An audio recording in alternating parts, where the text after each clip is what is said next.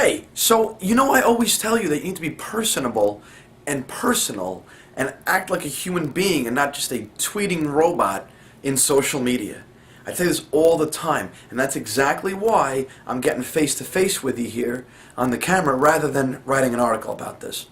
I want to talk to you about some good and bad situations that I've had recently when it comes to companies engaging with their audience and their customers and delivering their brand as more than just a title. Brand name and brand recognition is important, but with every single brand, there's a person or people behind it. Sure, this is coming to you from JVig Media, but in reality, it's coming to you from JVig Media via Jason Viglione, the man behind the curtain. A lot of companies here want to play the great and powerful Oz and just come down and deliver information and be very impersonal. And that's a problem. That needs to be changed. It's called social media for a reason. If it wasn't social media, it would be more a one-way communication like we've had for years on TV, radio, newspaper, flyers, etc. This is social, it's two-way. You've got to be listening. So here are a couple things. The first one is a company called On One Software. They make plugins for Photoshop and an app where you can control your SLR camera via a laptop and your iPhone. And I recently tried to use the app again. It's been a while since I've used it, and it just doesn't connect. My phone just sits and spins trying to connect. And I've tried it on 2 different laptops, and I have the same issue on both of them. So I tweeted out to them asking for help. I got no response. I have now tweeted out again. We'll see if I get a response from them. Just blatantly ignored. I've also had this issue recently with Empire Avenue. Now this is even worse, because Empire Avenue is all about social. It's a social stock market. I can buy shares in you, you buy shares in me. The more you buy in me, the more my value goes up, and you watch my little stock ticker and my graph, my chart go up, and then I make money and you make money, and it's not real money, but it's just more people that invest in me gives me more worth, so it makes more people want to invest in me, and it's just a social stock market to kind of stratify, rack and stack the people who are important in this space, or any space really, because I'm on the tech and social index. You can be on the one for flowers if you're a florist, or hair if you're a barber, so whatever.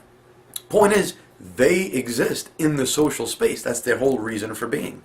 Had some questions about the website. Some things weren't working as advertised. Tweeted them, no response. I went so far as to say, I guess people like Empire Avenue don't respond anymore. And they still didn't respond. So they're not paying attention. The third negative one that I had was with Jawbone. And what's very interesting to me about that one in particular is that their customer service has always, statistically speaking, been awesome. I've had no trouble. I placed an order, I placed the wrong order, I called them back, and they jumped through hoops to make it right. I did a video on it, the Jawbone error, the headset, loved it, they responded, they tweeted it out, thank you, thank you. Then I bought their Jawbone, and I did a video on that one. 20,000 views, all positive response, everybody loved it, thank you, thank you. I did their a video review about their web interface, when you can plug your stuff in and you can interact with it and download information to your headset or your speaker via their web interface. Did unboxing videos, and they loved it all. Well, now they've got this new product called the Big Jam Box. It's like real big. I don't even have mine handy or I'd show you. I've got the regular one. And it's real big, it's good for parties and big things, and I've got a jam box at $200. I'm not going to buy a Big Jam Box at $300, at least not anytime soon. But I wanted to do a review. So I asked them if they had any demo units. And the woman that got back to me from her PR team got back to me and said, yes, we're just launching, we need some time. Cool. I'll give you 2 weeks like you asked for. Went back. So what's the scoop? Excited to see what we got. No response. I wait 2 more weeks. Haven't heard from you. I know you're swamped. I'm being very calm at this point. Get back to me when you can. Subtext, without saying it outright, is that I want to give you guys business by letting thousands of people see my review. And again, I get no response. So now I tweet them. Hey, Jawbone, you feel like answering at any point in time? No response. Finally, in the Empire Avenue tweet, I said, I guess people like Empire Avenue and Jawbone just don't engage their customers anymore. Finally, Jawbone says, We didn't hear your question. Would you please repeat it? I said, I've been dealing with Keely and your PR team, and I've gotten no response. She offered me a demo loaner unit of your Big Jam box. What can we do about this? You know, the response I get from them says simply, you're talking to the right person. I guess just keep at it. We don't do PR. Now, my response would have been similar, but I don't do PR. Here's what I'll do.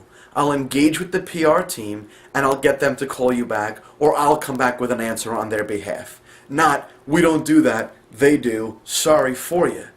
They said, keep at it. I wrote back, I said, no, I'm not going to. This is several responses, there's several tries. This was a last-ditch effort. I'm not going to beg you to positively promote your product. And now I get nothing back from them. Zero response. Now somebody asked me, well, is it because companies are so departmentalized and compartmentalized, where accounting does this, and shipping does this, and product does this, and PR does this, and they don't talk to each other? I said, yes, that is exactly what happens. That's why we have social media. They are the face of the company, interacting with people. They blanket all over those. If I've got a shipping problem, a billing problem, a product problem, a PR problem, anything, I go to their social arm that should be monitoring inbound requests from customers, farm it out to the right person, the right department, get an answer back, and say, here, we're happy to help. That's the purpose. So if you don't have social, you're wrong. If you're using social as one individual department of the company that doesn't encompass and blanket the rest of them, you're wrong. Now, let me real quick tell you about the good side, what I had. I'm going to pull the screenshot up here, and you can listen to me while I explain to you. I'm going to tell you a little bit about it, and then you can see what happened tweet by tweet. I engage with Verizon. I'm not even a Verizon customer, but I follow them because I follow the industry. So they had put a tweet out that said, what you see here, locate the locations of your family by using the Verizon locator. And it just was funny. Like, I just laughed at it because it said locate a bunch of times. So I wrote back and I says, oh, locate their locations with locator. You know, well said, Verizon. And I was just being facetious. That's it. It was just fun. But look at the very personal response that I got back from them. Right? And I'm not looking at it as I'm doing this, so you'll see it on the screen. So I'm paraphrasing, but it was, if you want to find quotable quotes to quote, then look no further, but don't quote me on that. And that was basically it. And then we went back and forth, and we had a whole long-winded conversation with them about how they use Twitter and social media in the right way. Yes, it's coming from Verizon, but look at the end of those tweets. There's always the caret and 3 initials. And those are the initials of the person tweeting. They don't hide behind the Verizon brand. They let you know that while we are here on behalf of Verizon, we're people. We are individuals. We have thoughts just like you. You know, and we went back and forth and had a conversation. It went on into whether or not they says, you know, we're here to help you, tweet us if you need us. And I told them, in truth, I'm an AT&T customer. I said I adopted the iPhone before Verizon had it. And then truthfully, now that I've had simultaneous voice and data, I'm not going to go back to without it. It's nothing personal, and maybe I don't need it, but I've grown accustomed to it, so I'm going to keep it. It's that simple. And they said, well, some of our 4G phones offer that. And I understand the way 4G works, and LTE will do that. But there's no iPhone on that. And I'm immersed in the iPhone world from a user, from an investment into applications, from Mac platforms on my desk, from a development standpoint. I'm just entrenched in this platform.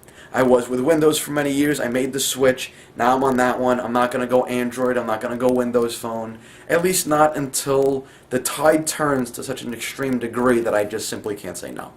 Point is, I told them this, and they said, I understand, I'm an iPhone lover too. Now the woman or male who was tweeting me is an iPhone lover, but probably the simultaneous voice data is not an issue for them. Not to mention they work for Verizon, they're probably getting a discount. That makes it worth their while anyway. Here's the point. They got social, they got communicative, they got friendly, we chatted, and they no point were like, oh, you're not a Verizon customer? Well then, let us know when you are. They stayed friendly, they stayed social. If I have anybody that comes to me and says, who do I go with, AT&T or Verizon? I will pin down all of the technical specs as to why one's important over the other. But then I'll say, and in my experience, even as not a Verizon customer, I've had good back and forth conversations with them leads me to believe they're a good company to work with. Jawbone, on the other hand, I in the past have said love their products, love their customer service. Going forward, their ignoring of me has not gotten me to stop talking about them, but it's got me to change my message. I will now say, love their products, great sound, high quality, built well, but hopefully you don't have an issue that needs attention or customer service. I have now changed my message. They had me in their pocket loving everything they did, and ignoring somebody that needs help and that wants to promote their product has ensured that I only caveat that. Good products, lousy service. Be careful what you buy. You see the big difference there? Be social, engage your people, your customers, your audience, talk to them. We've had enough years of buy my shit, buy my shit, buy my shit over the TV and the radio. Now you've got to, here's why you should buy my shit. If you agree, tell me, love to hear it. If you disagree, tell me, we'll make it better for you. Love to hear it. If you're quiet, speak up, I want to know how you feel. Love to hear it. Bring in, forget the push. Use one push to create many pulls. Bring people in. That's what's going to get them to spend their money. You can buy Bluetooth headsets from a variety of companies. You can use social platforms in a variety of ways. There are tons of carriers out there. What sets you apart? Is it the iPhone? No, Verizon is not the only one with it anymore. It never was. Okay. Jawbone, they're the only ones that make headsets? No, never were. What sets you apart?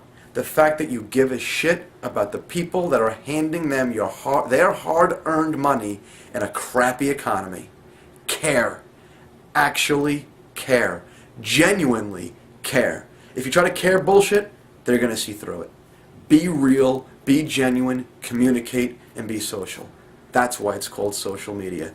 3 companies now are on my shit list. 1 is now in my good graces. All because they chose to respond and care, or not. If you're a company, do it. If you are a customer, demand no less. You deserve it. Let me know if you have any questions. We'll talk to you soon.